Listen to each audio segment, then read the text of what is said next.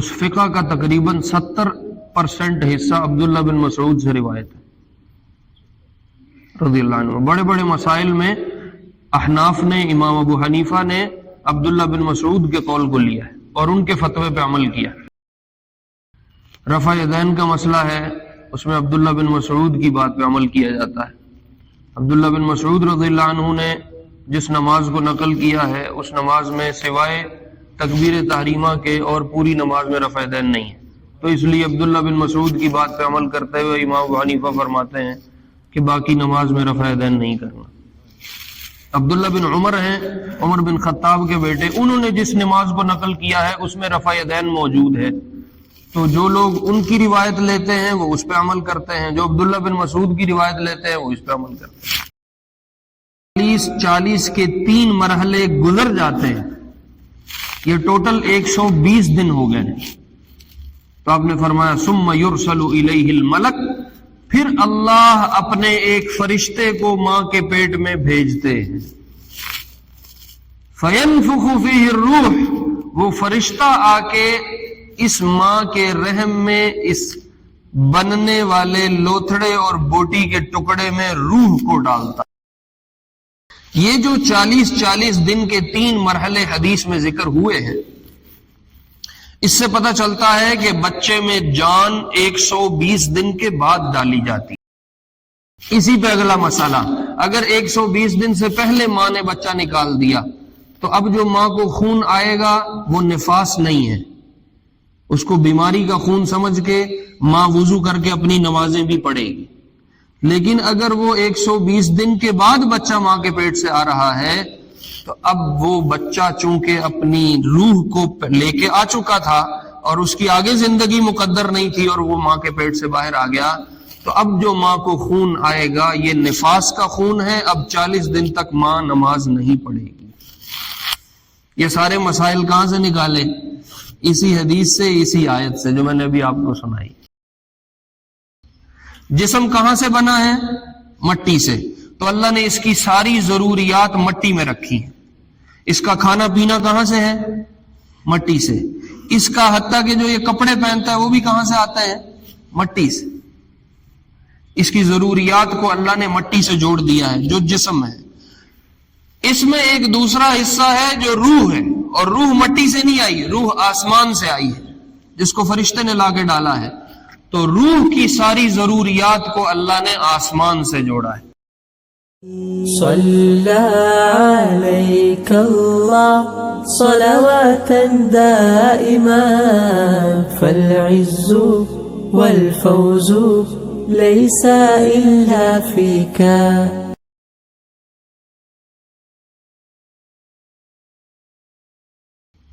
آج جس حدیث کا بیان ہے،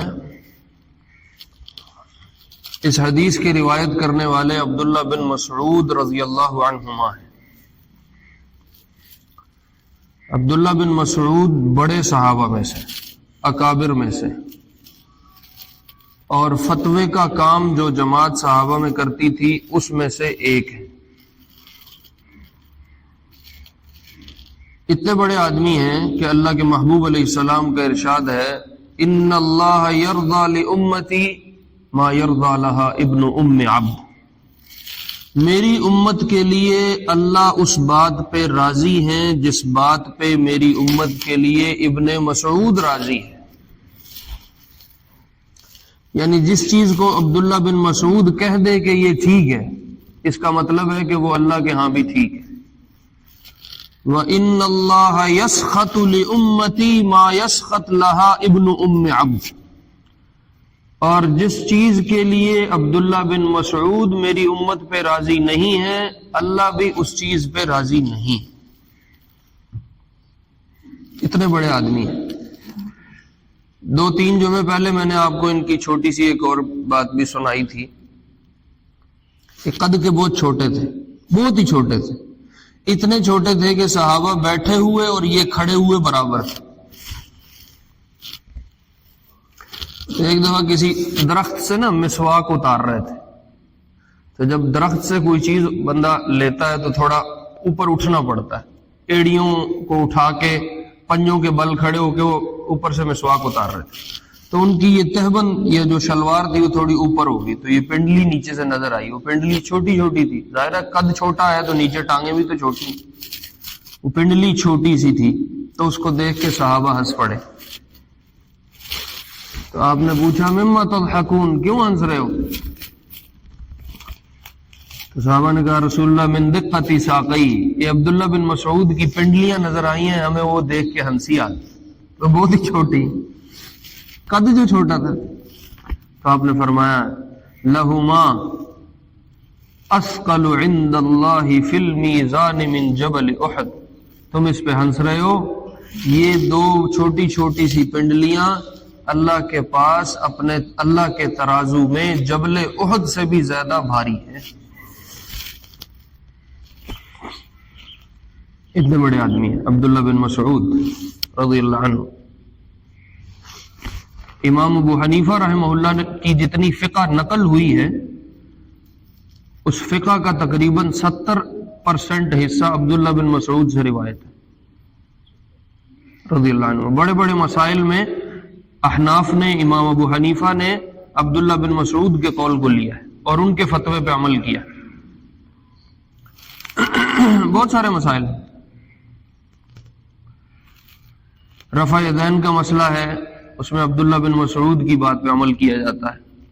عبداللہ بن مسعود رضی اللہ عنہ نے جس نماز کو نقل کیا ہے اس نماز میں سوائے تکبیر تحریمہ کے اور پوری نماز میں رفع یدین نہیں ہے.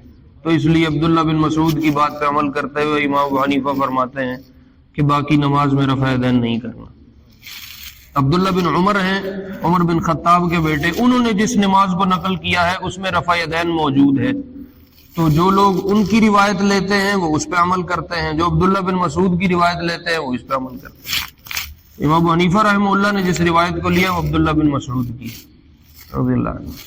اسی طرح التحیات جو ہم پڑھتے ہیں، مشہور ہو گئی التحیات للہ والصلوات. التحیات اور بھی ہیں، اور روایات سے بھی صحابہ نے مختلف الفاظ میں نقل کی ہیں، لیکن جس التحیات کو ہم پڑھتے ہیں یہ عبداللہ بن مسعود کی نقل کرتا ہے رضی اللہ عنہ. تو مضبوط آدمی ہے، بہت مضبوط آدمی. کوفہ میں حضرت علی اور عبداللہ بن مسعود رضی اللہ عنہما یہ دو بڑی شخصیات تھیں جو فتوے کا کام کرتی تھی. مدینہ سے دارالخلافہ حضرت علی کے زمانے میں کوفے منتقل ہو گیا. تو خلافت پہلے تھی مدینہ میں، پھر اس کا کیپٹل بن گیا تھا کوفہ. تو حضرت علی اپنے زمانے خلافت میں کوفہ منتقل ہو گئے. تو کوفہ میں یہ دو بڑے آدمی تھے، ایک حضرت علی اور ایک ابن مسعود رضی اللہ عنہ. ان کا فتویٰ چلتا تھا. خیر یہ ایک الگ داستان ہے، اس پہ کبھی آئی بات تو پھر کریں.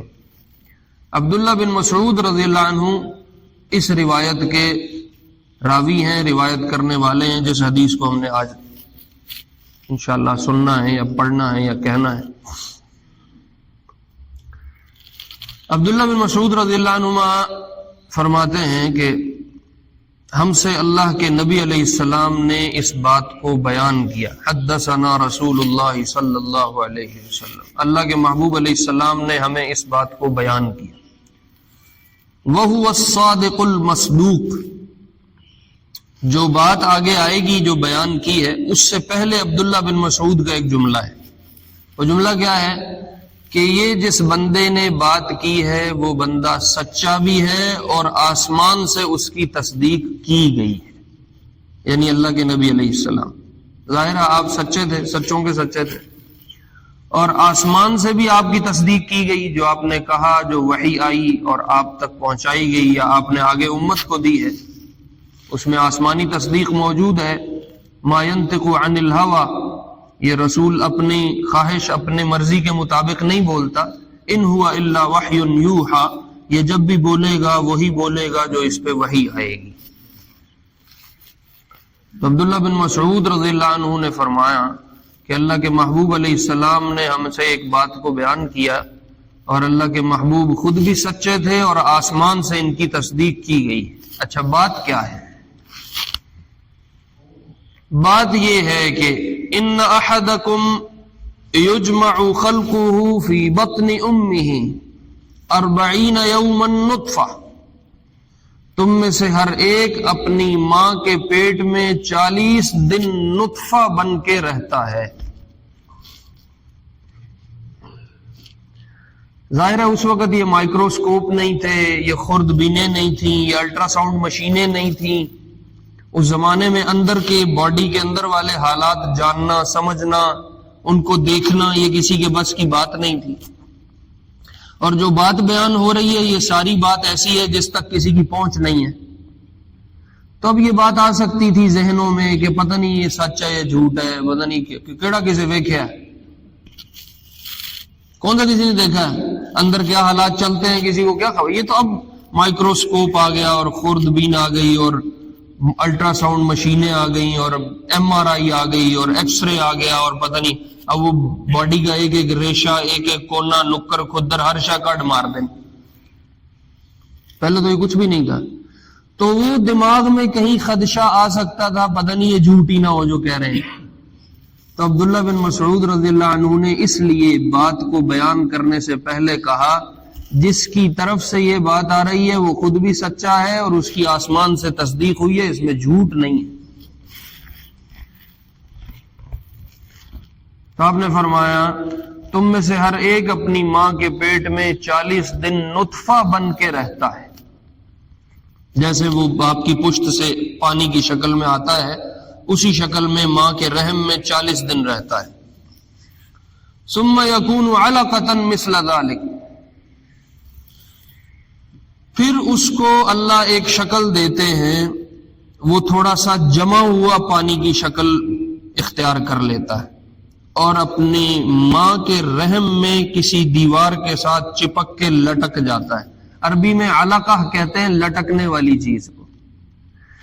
تو یہ نطفہ تھوڑا سخت ہونے کے بعد جب ماں کے رحم میں کسی دیوار سے لٹک جاتا ہے تو کہا 40 دن پھر اس کو اس شکل میں گزارنے پڑتے ہیں. ثم يكون مضغة مثل ذلك، پھر اللہ تیسرا دور اس پہ لاتے ہیں، تیسرا مرحلہ آتا ہے کہ وہ جو پہلے پانی تھا پھر تھوڑا سخت ہو کے سالڈ ہو کے وہ ماں کی رحم میں کہیں چپک گیا تھا، پھر اللہ اس کو ایک بوٹی کی شکل دے دیتے ہیں. یہ گوشت کا ایک ٹکڑا بن جاتا ہے، لوتھڑا ہو جاتا ہے. جب یہ 40 کے 3 مرحلے گزر جاتے ہیں، یہ ٹوٹل 120 دن ہو گئے ہیں. تو آپ نے فرمایا ثم يرسل الیہ الملک، پھر اللہ اپنے ایک فرشتے کو ماں کے پیٹ میں بھیجتے ہیں. فینفخ فیہ الروح، وہ فرشتہ آ کے اس ماں کے رحم میں اس بننے والے لوتھڑے اور بوٹی کے ٹکڑے میں روح کو ڈالتا ہے، روح پھونک دیتا ہے. یہ حدیث کا ایک حصہ ہے. حدیث کا دوسرا حصہ اس سے آگے ہے، وہ انشاءاللہ ہم اگلے جمعے کریں. تو آپ علیہ السلام نے اپنی حدیث میں 4 مرحلے بیان کیے. ابتدا جو انسان کی ہے، سب سے پہلے وہ پانی ہے، پانی کا ایک قطرہ ہے. پھر اس کو تھوڑا اللہ جیسے خون جم کے ایک لوتھڑا سا بن جاتا ہے، پھر اللہ اس کو وہ شکل دے دیتے ہیں، وہ پانی جم جاتا ہے اور وہ رحم میں کسی جگہ رحم مادر میں کہیں چپک کے لٹک جاتا ہے. تو اس کو کہا 40 دن علقہ بن کے رہتا ہے. پھر 40 دن بوٹی کی شکل میں رہتا ہے. پھر اللہ جب 120 دن پورے ہو جاتے ہیں تو اس کی طرف کسی فرشتے کو بھیجتے ہیں جو اس میں روح کو پھونکتا ہے. اس انسانی تخلیق کے مراحل کو قرآن نے بھی بیان کیا ہے اور بڑی تفصیل سے، بڑی خوبصورتی سے بیان کیا. تو اللہ رب العزت فرماتے ہیں یا ایھا الناس، لوگو ان کنتم فی ریب من البعث، اگر تمہیں قبروں سے دوبارہ اٹھنے میں کوئی شک شبہ ہے، میں پتہ نہیں سانو کسی نے دوبارہ زندہ کرنا ہے یا نہیں ہے، میں گلاں کری جاندے نے. فَإِنَّا خَلَقْنَاكُم مِّن تُرَابٍ، تو اپنی ابتدا یاد کرو جہاں سے ہم نے تمہیں شروع کیا تھا. جدوں اسی تانوں شروع کر سکنے ہیں تے اسی دوبارہ بھی تانوں کھڑا کر سکنے. اِنَّا خَلَقْنَاكُم مِّن تُرَاب، ہم نے تمہیں مٹی سے پیدا کیا، او بابا آدم علیہ السلام. ثم من نطفہ، پھر ہم نے تمہیں نطفے سے پیدا کیا، جو باپ کا نطفہ، باپ کا قطرہ ماں کے پیٹ میں گیا. ثم من علقہ، پھر ہم نے تمہیں لوتھڑے سے بنایا. ثم من مضغہ، پھر ہم نے تمہیں بوٹی سے بنایا.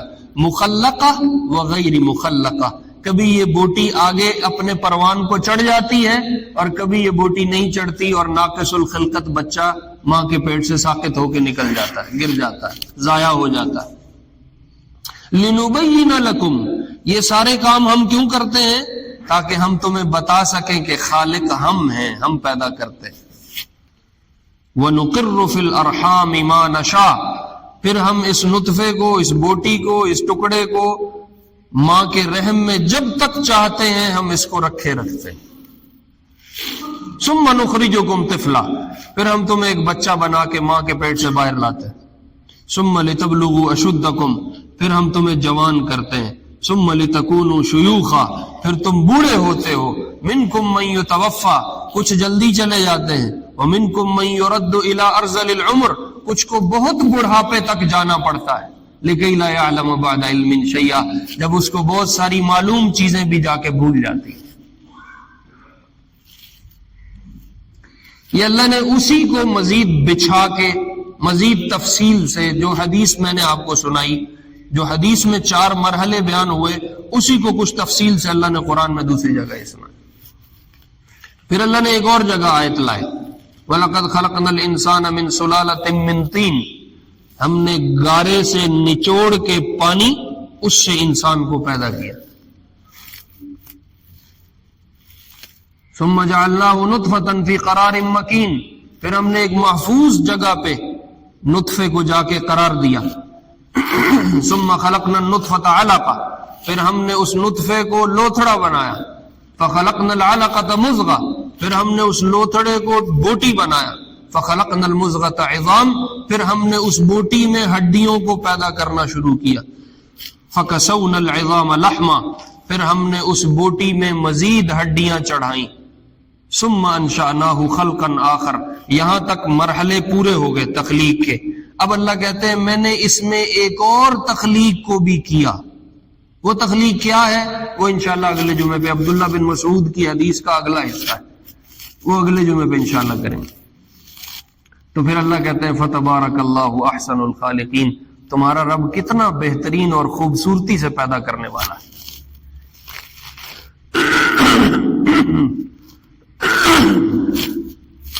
اب 2-3 چیزیں اسی کے متعلق عرض کرتا ہوں، پھر انشاءاللہ سنتیں پڑھیں. یہ جو 40 دن کے 3 مرحلے حدیث میں ذکر ہوئے ہیں، اس سے پتہ چلتا ہے کہ بچے میں جان 120 دن کے بعد ڈالی جاتی ہے. 120 دن سے پہلے بچے میں جان نہیں ہوتی. یہ وہ جان ہے جس کو ہم روح کہتے ہیں. ویسے تو روح کے بارے میں خاموشی ہے، زیادہ تفصیل سے منع کیا گیا ہے. اگر پوچھو روح کیا ہے تو اس کی زیادہ تفصیل قرآن نے نہیں دی ہے. جو ہم کہتے ہیں بچے میں اب روح ڈل گئی ہے، یہ روح کیا چیز ہے اس کے بارے میں زیادہ تفصیل نہیں. مکے کے کافروں نے نا یہودیوں سے مشورہ کیا کہ یار یہ ہم میں ایک آدمی اب نبوت کا دعویٰ کر رہا ہے، کہتا ہے میں نبی ہوں، تو کیسے اس کو ہم روکیں؟ یہود کے پاس ظاہر ہے آسمانی دین تھا، آسمانی کتاب تھی. وہ کہنے لگے اس سے 3 چیزوں کے بارے میں سوال کرو. اگر یہ 2 کا جواب دے اور 1 کے بارے میں خاموشی رکھے تو سمجھو نبی ہے، پھر اس کا مقابلہ نہیں کرنا، پھر اس کو تنگ نہ کرو. اور اگر یہ تینوں کی تفصیل دیتا ہے تو پھر یہ خود سے کچھ بول رہا ہے، پھر یہ نبی شبی نہیں. انہوں نے کہا بتاؤ کون سی 3 چیزیں؟ تو یہود نے کہا اس سے پوچھو اصحاب کہف کا قصہ کیا ہے، وہ اپنی کتابوں میں پڑھ چکے تھے. دوسرا اس سے پوچھو ذوالقرنین کون تھا، وہ ایک بادشاہ تھا، اس کی تفصیل، اس کا قصہ قرآن نے بھی بیان کیا. تیسرا اس سے پوچھو روح کیا ہے.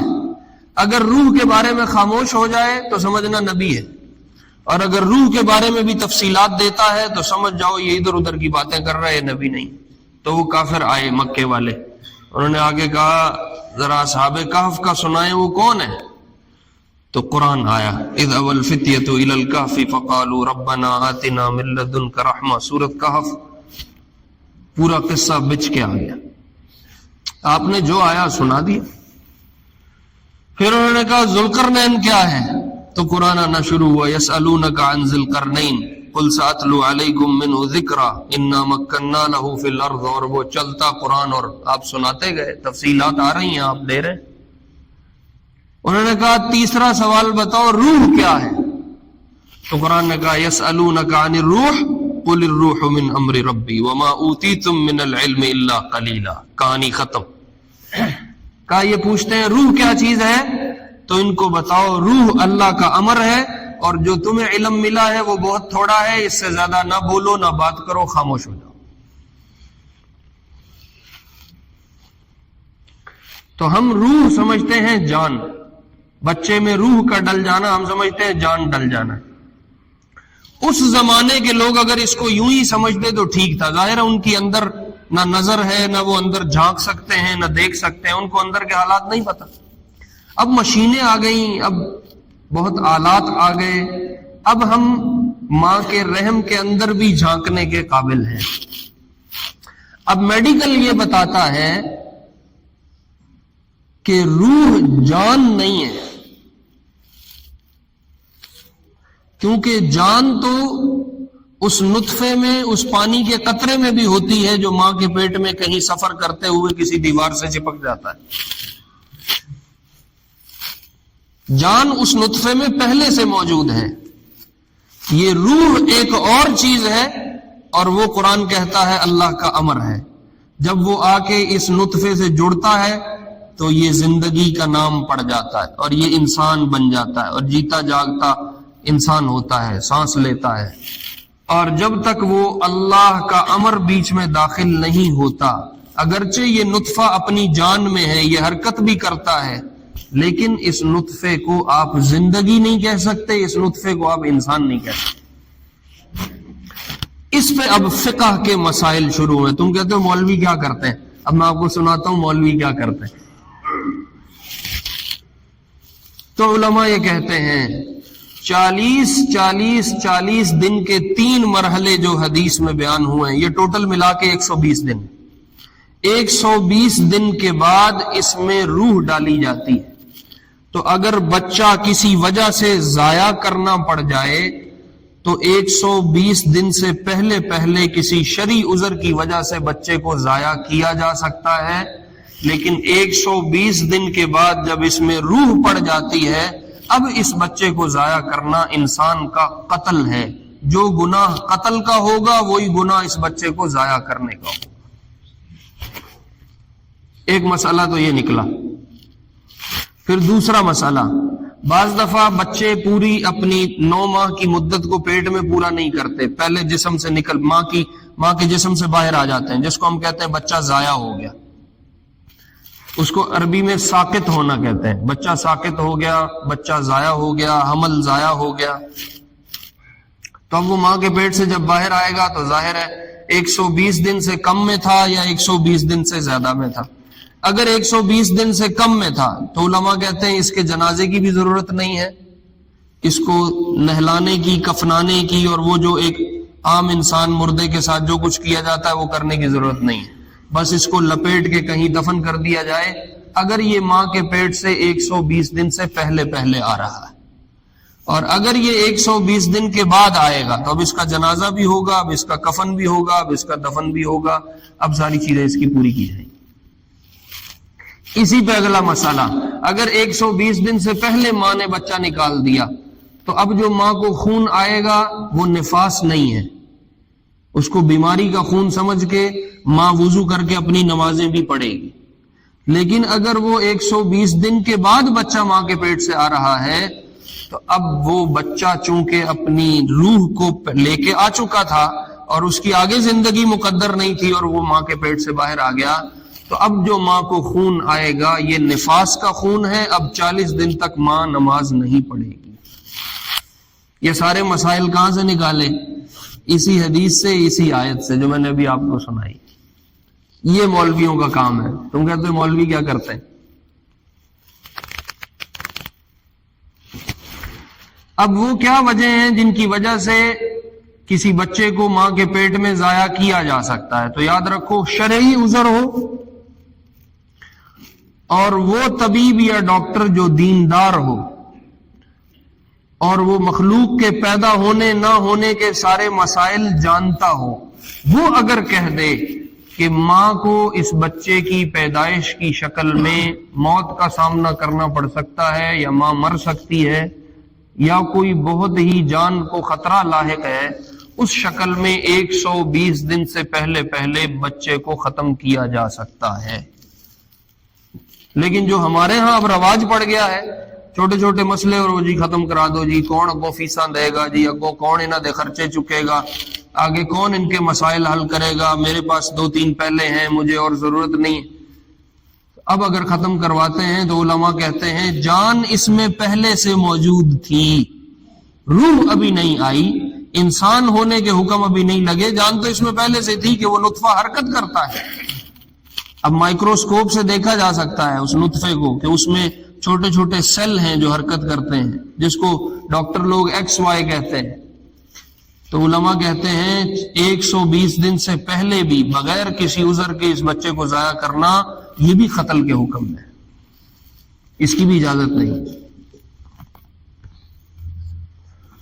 اور قرآن نے تو سختی سے منع کیا، اگر تمہیں غربت کا خوف ہے، اگر تمہیں فقر کا خدشہ ہے، ہمارے مسئلے کون حل کرے گا، ہمارے خرچے کون پورے کرے گا، بچوں کی فیسیں کہاں سے ہوں گی، ان کا علاج معالجہ کہاں سے ہوگا، اگر اس لیے بچے کو ختم کروا رہے ہو تو تم قتل کر رہے ہو۔ لا تقتلوا اولادکم خشیۃ املاق، یہ قتل والا جرم نہ کرو، ورنہ جو قاتل کو قیامت میں دینا پڑے گا وہ تمہیں بھی دینا پڑے گا۔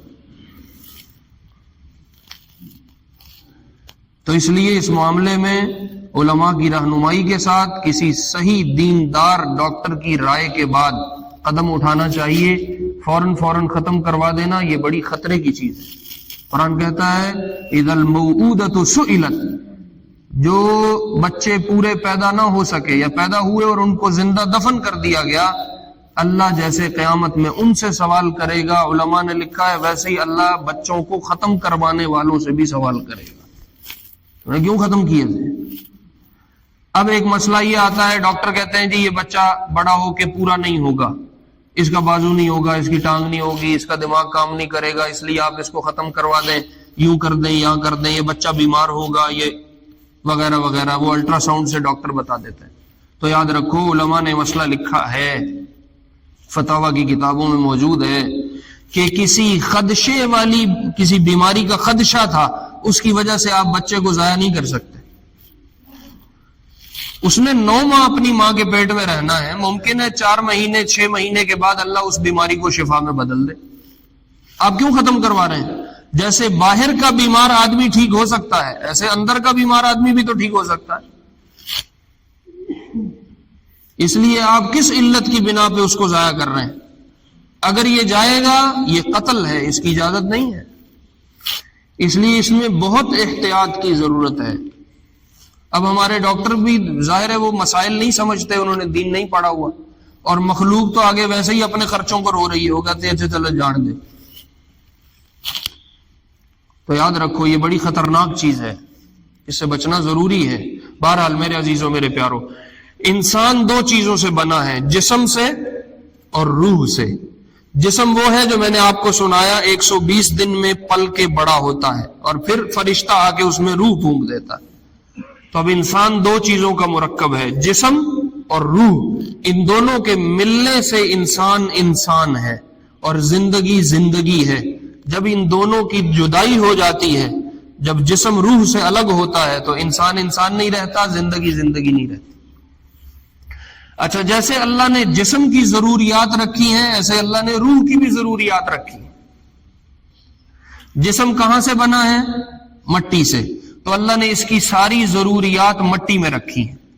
اس کا کھانا پینا کہاں سے ہے؟ مٹی سے۔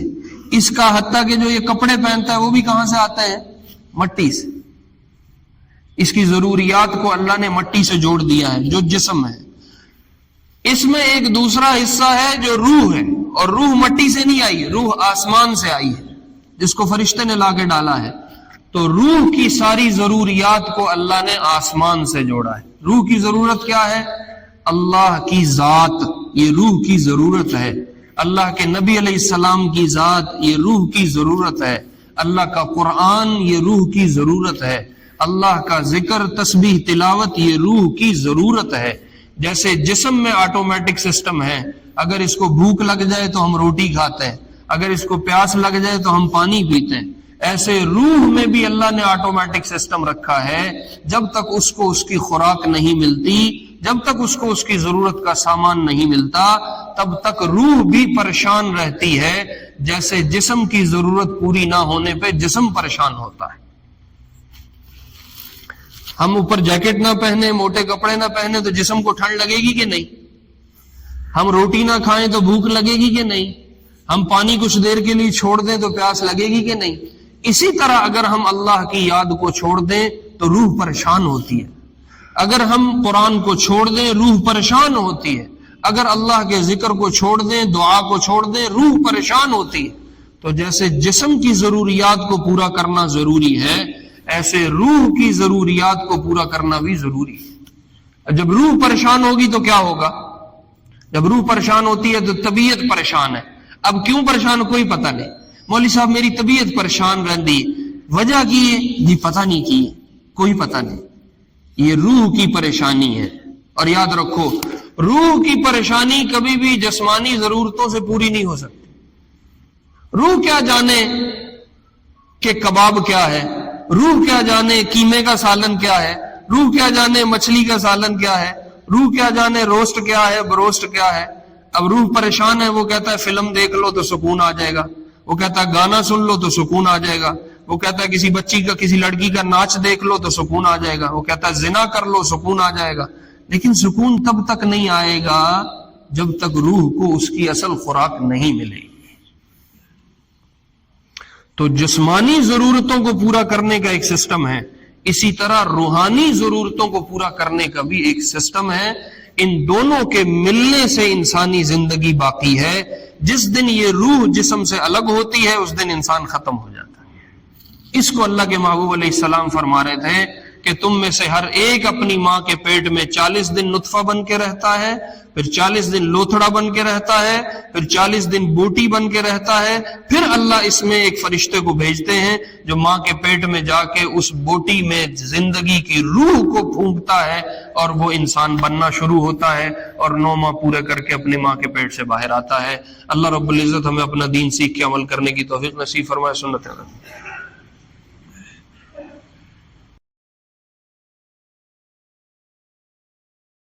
صلى عليك الله صلواتا دائما فالعز والفوز ليس إلا فيك